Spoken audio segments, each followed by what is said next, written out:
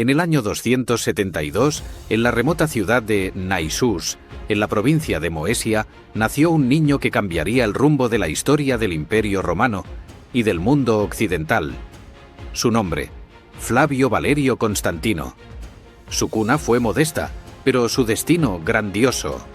Aquel que con el tiempo sería llamado el Grande, el emperador que no solo unificó un imperio dividido, sino que transformó su alma misma. Abrazó una fe marginal, rompió con siglos de tradición pagana y dio inicio a una nueva era. Un hombre que se levantaría desde los márgenes de la historia para moldear el mundo que vendría. Su vida, marcada por visiones, conquistas y decisiones trascendentales, dejó una huella tan profunda que siglos después, su legado todavía define las bases de la civilización occidental. Su madre, Helena, de origen humilde, era conocida por su fe, su fortaleza y su devoción. Más tarde canonizada como santa, Helena influenció profundamente la conciencia espiritual de su hijo. Se dice que Helena le transmitió desde niño un sentido de justicia, compasión por los débiles y una profunda conexión con lo sagrado. Su padre, Constancio Cloro, ascendió entre los rangos del poder hasta convertirse en César bajo la tetrarquía de Diocleciano. Desde su nacimiento, Constantino estuvo destinado a navegar un mundo fracturado por la ambición, la traición y el sueño de la grandeza. En su infancia, Constantino fue separado de su madre y llevado a la corte de Diocleciano en Nicomedia, no como un invitado, sino como un rehén disfrazado de protegido. Allí, bajo la vigilancia de un régimen autoritario, aprendió el arte de la estrategia, la oratoria y, sobre todo, a desconfiar. Fue testigo de ejecuciones, conspiraciones y sacrificios al viejo panteón romano. Pero en su corazón se gestaba otra cosa, una voluntad inquebrantable. El joven Constantino absorbía conocimientos de política, filosofía y guerra, preparándose en silencio para un futuro que intuía como inevitable. Observaba a los emperadores, pero también a los soldados, a los filósofos y a los esclavos.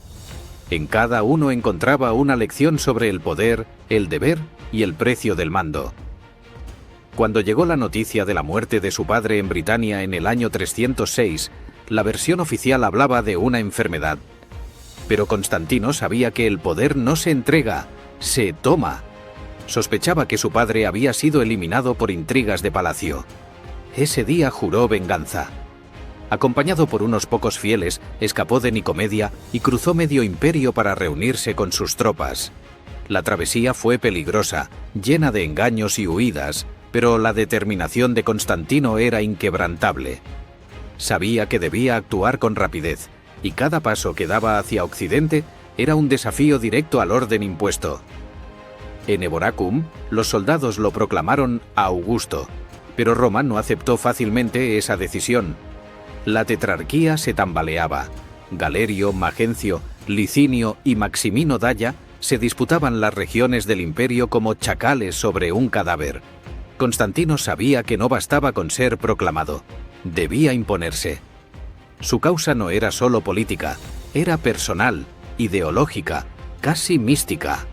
Su campaña se volvió una cruzada, no solo para restaurar el honor de su padre, sino para transformar el imperio en algo más grande, más justo, más eterno.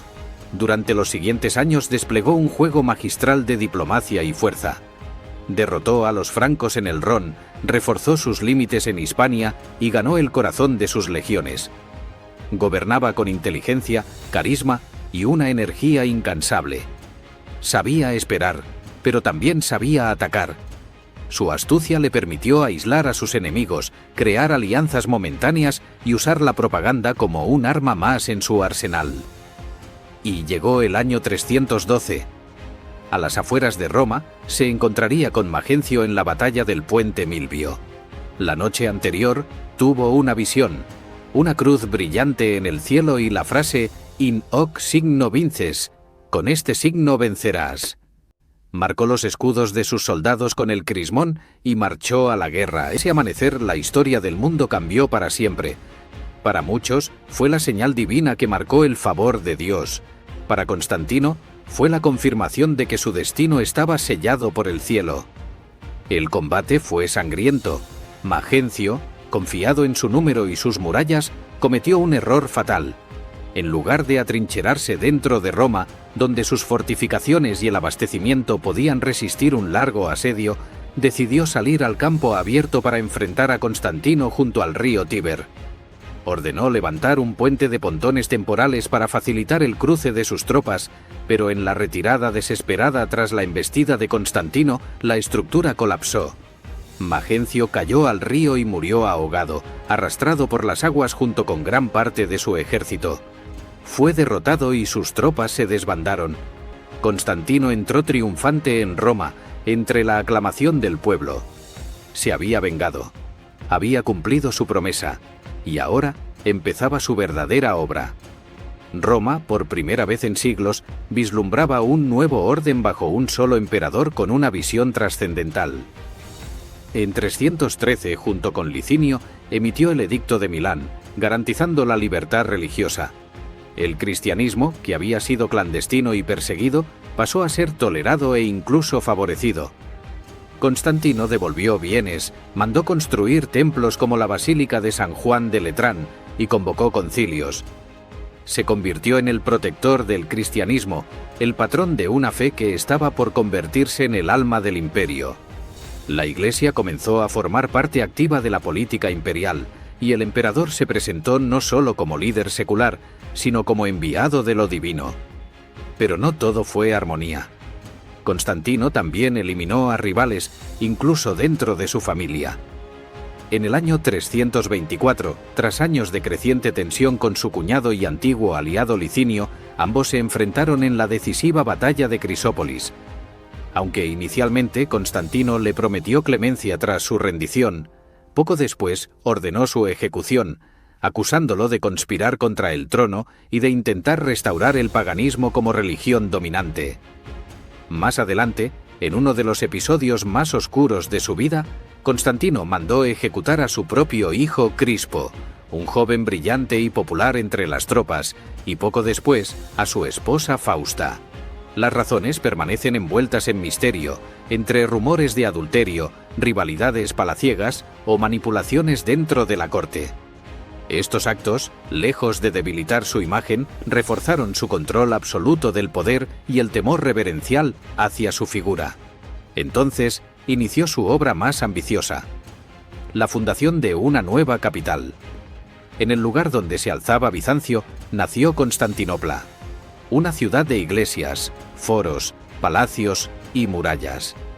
Una nueva Roma para una nueva fe. Una metrópoli construida no solo con piedra y mármol, sino con visión, poder y destino. Fue pensada como la encarnación de un imperio renovado, donde lo sagrado y lo secular convivieran en armonía. Aunque nunca dejó del todo los símbolos del poder pagano, su política favoreció claramente al cristianismo. Fue el primer emperador que se hizo retratar con el crismón y se consideró a sí mismo elegido por Dios. En 325 convocó el Concilio de Nicea, donde se definió parte de la doctrina cristiana. Las decisiones de aquel concilio marcaron el rumbo de la Iglesia durante siglos. Fue el inicio de una alianza entre el trono y el altar que perduraría por milenios. Sus últimos años los pasó entre Constantinopla y Nicomedia, gobernando un imperio pacificado y reformado. A pesar de su papel como protector de la fe, no se bautizó hasta su lecho de muerte, quizá porque creía que un emperador no podía mostrarse vulnerable mientras vivía. Su muerte fue casi ritual. Se preparó para ella como un general para su última batalla, buscando la redención y la eternidad. En el año 337 murió rodeado de obispos y cortesanos. Fue enterrado en la iglesia de los Santos Apóstoles, como si fuera uno más de ellos. Para unos, fue el santo emperador. Para otros, un calculador político. Pero para todos, una figura que marcó el inicio de la edad cristiana. Su nombre quedó grabado en la piedra, en los códices, en las iglesias y en la memoria de los pueblos. Constantino el Grande, emperador, estratega, fundador, visionario.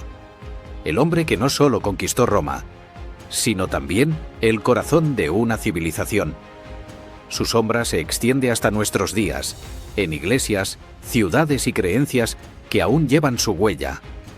Fue el arquitecto de un nuevo mundo, una figura que unió lo divino y lo imperial como nadie antes. Y en su figura se entrelazan los destinos de un imperio y una fe. Si esta historia te impactó, dale like, compártela y cuéntanos. ¿Sería el cristianismo lo que es hoy sin Constantino? Te leemos